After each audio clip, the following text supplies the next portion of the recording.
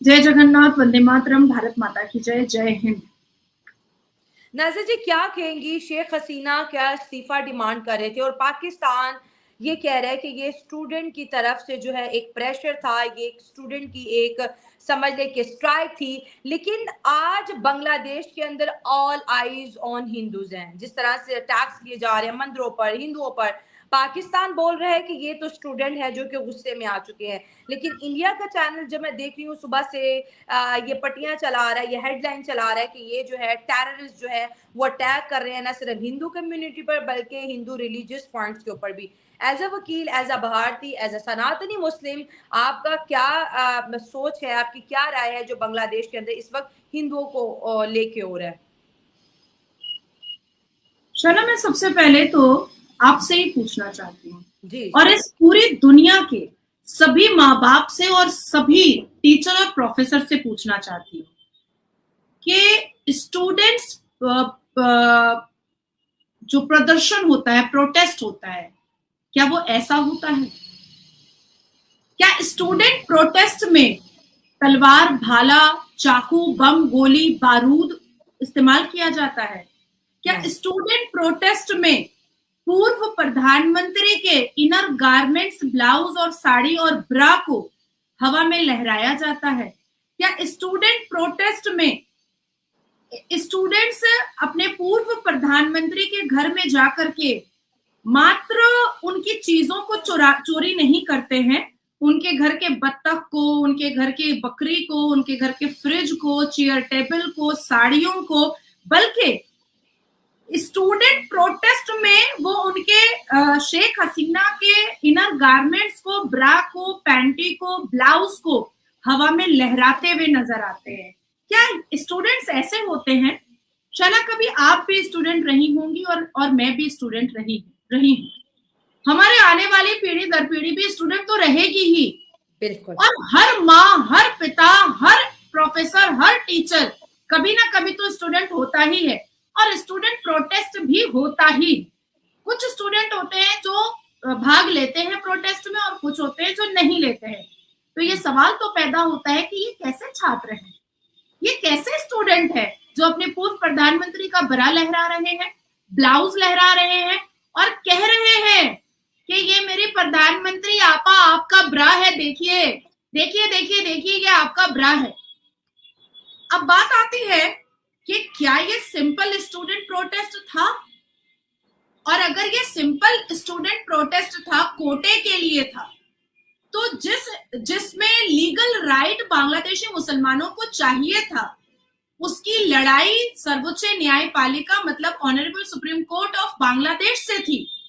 जी। उसमें जाकर के सुप्रीम कोर्ट में नाराजगी पिटीशन फाइल करना चाहिए था, उसमें जाकर के जज से बात करना चाहिए था। बात बड़ी हुई थी तो बांग्लादेश के प्रधानमंत्री से बैठ करके टेबल टॉक करना चाहिए था। पर प्रोटेस्ट में आप बम इस्तेमाल कर रहे हैं, बारूद इस्तेमाल कर रहे हैं, तलवार लेकर के घूम रहे हैं और 3.5 फुट का एक मौलाना ये स्पीच दे रहा है और तकरीर कर रहा है, और वो भी पैगंबरों को हाजिर नाजिर रख करके 3.5 फुट का मौलाना बांग्लादेश का ये तकरीर करता है कि ये इस्लामिक देश है, इसमें हिंदुओं को रहने की इजाजत हम नहीं देंगे, ये इस्लाम की जमीन है और इसमें सिर्फ इस्लामिक लोग ही रह सकते हैं और जो भी दूसरे धर्म के लोग हैं उनको बर्बाद करो। ये 3 फुट का मौलाना तकरीर कर रहा है। एक तरफ मौलाना साहब ये देख रहे थे कि स्टूडेंट प्रोटेस्ट जमाते इस्लामी के नेतृत्व में, पाकिस्तान के नाहिद हसन टेररिस्ट के नेतृत्व में चल रहा है। ये बात मौलाना साहब को पता थी, ये फंडिंग चाइना कर रहा है। ये बात मौलाना साहब को पता थी कि जमाते इस्लामी के रजाकार की फौज जो है वो स्टूडेंट को कन्वर्ट कर चुकी है टेररिस्ट में।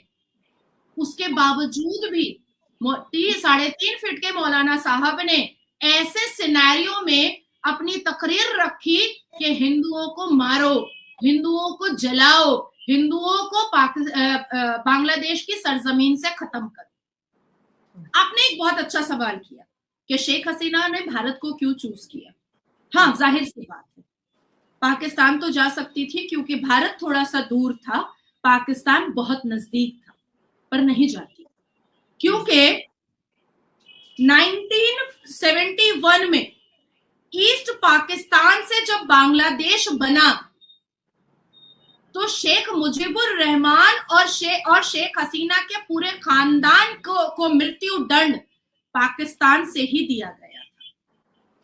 शेख हसीना ने अपने बाप की मौत अपनी आंखों से देखी है, अपने पूरे खानदान की मौत, अपने पूरे परिवार की मौत अपनी आंखों से देखी है, और जिसको मारने वाला पाकिस्तान था। शेख हसीना को यह बात पता थी कि जमायते इस्लामी को भेजने वाला भी पाकिस्तान है, और पाकिस्तान में रह रही मैं बेटियों से पूछना चाहती हूँ कि क्या वो सुरक्षित हैं पाकिस्तान में। जो मुसलमान बेटियां हैं, मैं उनसे भी पूछना चाहती हूँ कि क्या वो पाकिस्तान में खुद को सुरक्षित महसूस करती हैं। क्या पाकिस्तान की बेटियां ईरान जाना पसंद करेंगी? क्या पाकिस्तान की बेटियां सीरिया जाना पसंद करेंगी? क्या पाकिस्तान की बेटियां तेहरान जाना पसंद करेंगी? क्या पाकिस्तान की बेटियां अफगानिस्तान जाना पसंद करेंगी? मुसलमान के 56 मुल्कों ने एक दूसरे के खून बहाए हैं, मुसलमान के 56 मुल्कों ने एक दूसरे की जानें ली हैं, मुसलमान के 56 मुल्कों ने एक दूसरे की बहू बेटियों के सलवार उतार करके बलात्कार किया है। अब ऐसी कश्मोकश में वो मुसलमान बांग्लादेश की प्रधानमंत्री जो हमेशा संविधान के हिसाब से अपने देश को चलाई, जो हमेशा कानून के हिसाब से अपने देश को चलाई, वो भारत नहीं आती तो कहाँ आती? क्योंकि उनको पता था, क्योंकि शैला उनको पता था कि वो ईरान जाएंगी तो काट दी जाएंगी, वो पाकिस्तान जाएंगी तो 70 साल की उम्र में भी उनका बलात्कार किया जाएगा। उनको पता था कि अगर वो कतर जाएंगी तो पाकिस्तान के जो टेररिज्म ऑर्गेनाइजेशन कतर के कोने में बैठे हुए हैं वो उसको छोड़ेंगे नहीं। इस जम्मू कश्मीर में 1989 और 1991 में आजादी का नारा लगा था यासीन मलिक और लश्कर तैयबा के नेतृत्व में, जिसकी हेडमास्टरनी जो थी वो आपकी बेनजीर भुट्टो थी। चलिए ठीक है, जम्मू एंड कश्मीर में नहीं, इतिहास है, उठा करके देखिए। जम्मू एंड कश्मीर में आजादी का नारा लगा था। सबसे पहला सवाल कि आजादी किससे चाहिए थी? चलिए ठीक है, आजादी चाहिए थी, आजादी का नारा लगा, और कांग्रेस के नेतृत्व में, भारत में कांग्रेस के नेतृत्व में सफर आजादी के एक यात्रा का, एक सफर का परमिशन भी जिहादियों को, यासीन मलिक को, लश्कर तैयबा को भारत में दे दिया गया। अच्छा। लेकिन मरा कौन? सारे कश्मीर के कश्मीरी पंडित। ठीक है, आज हमने बांग्लादेश का सिनेरियो और जिहादी एक्टिविटीज हम अपनी आंखों से देख रहे हैं। ठीक है, इससे कुछ दिन पीछे चले जाइए, श्रीलंका में हमने देखा था यही सारे सिनेरियो हमने देखे थे।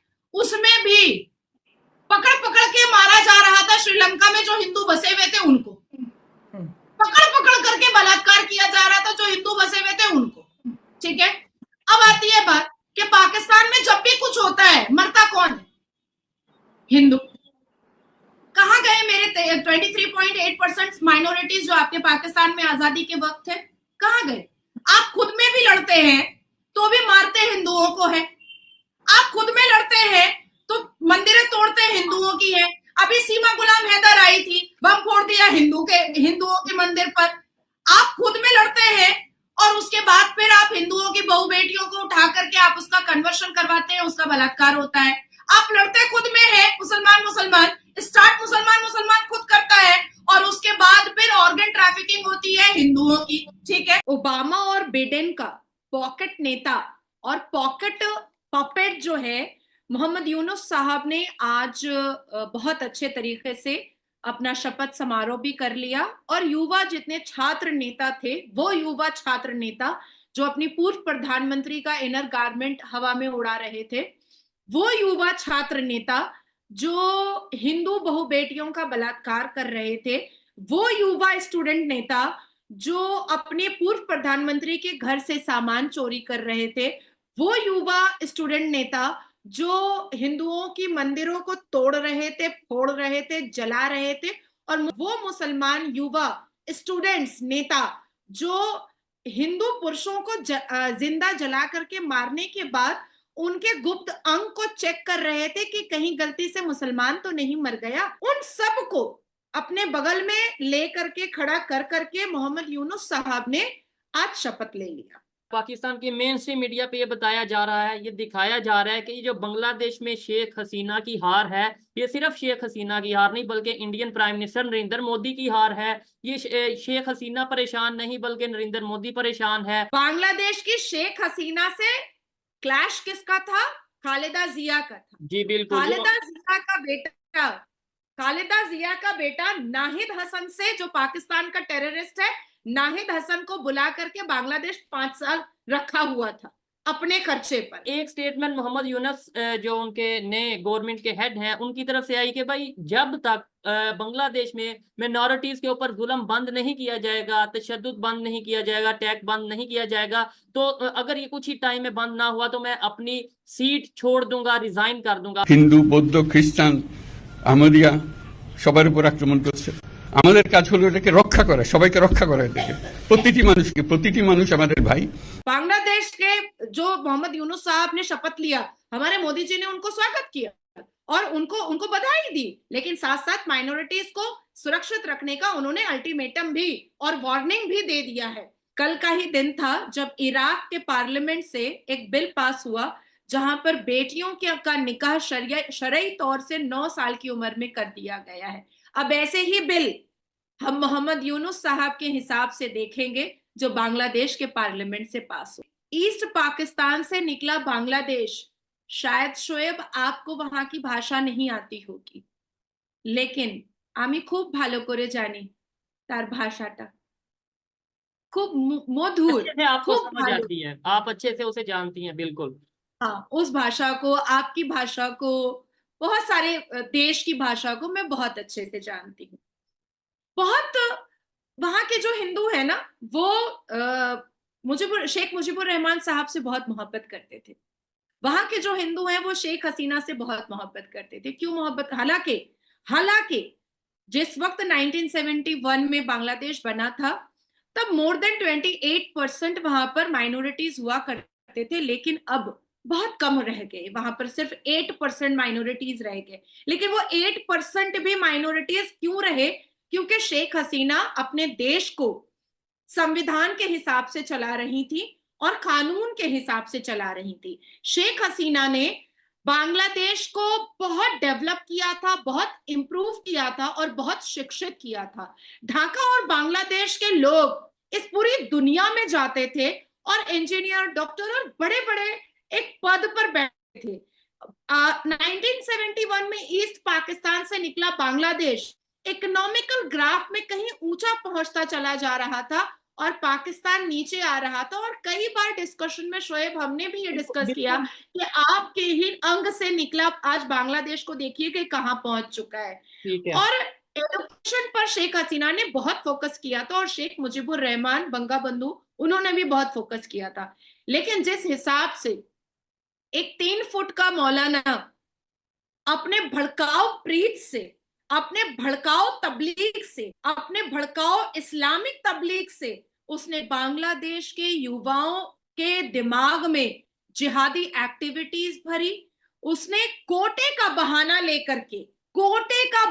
लेकर के उसने मुसलमान युवाओं को रोड पर उतरवाया और इतने गलत और क्रिमिनल एक्टिविटीज करवा दिया 3.5 फुट का मौलाना, जो आज बांग्लादेश जल रहा है और बर्बाद हो रहा है। मैं मोहम्मद यूनुस साहब के लिए कुछ बातें आपके सामने रखना चाहती हूँ। कल का ही दिन था जब इराक के पार्लियामेंट से एक बिल पास हुआ जहां पर बेटियों का निकाह शरई तौर से 9 साल की उम्र में कर दिया गया है। अब ऐसे ही बिल हम मोहम्मद यूनुस साहब के हिसाब से देखेंगे जो बांग्लादेश के पार्लियामेंट से पास होगा। हम गाहे बगाहे पाकिस्तान के पार्लियामेंट से कभी भी शिक्षा के लिए कोई बिल पास होते हुए नहीं देखते हैं, कभी भी डेवलपमेंट के लिए कोई बिल पास होते हुए नहीं देखते हैं। चर्चा अगर पाकिस्तान के पार्लियामेंट में होती है तो ब्लास्फेमी की होती है, चर्चा अगर पाकिस्तान के पार्लियामेंट में होती है तो इस्लाम के लिए होती है। और अभी आपके पाकिस्तान के जनरल आसिम मुनीर ने भी कह दिया 48 घंटे पहले कि जो कोई भी पाकिस्तान में शरिया नहीं मानेगा उसको हम पाकिस्तानी नहीं समझेंगे। तो उसी तरीके से अब हम मोहम्मद यूनुस के नेतृत्व में जो बांग्लादेश के नए वजीर आजम बने हैं उनके नेतृत्व में भी हम यही देखेंगे कि जो शरिया मानेगा वही रहेगा बांग्लादेश में।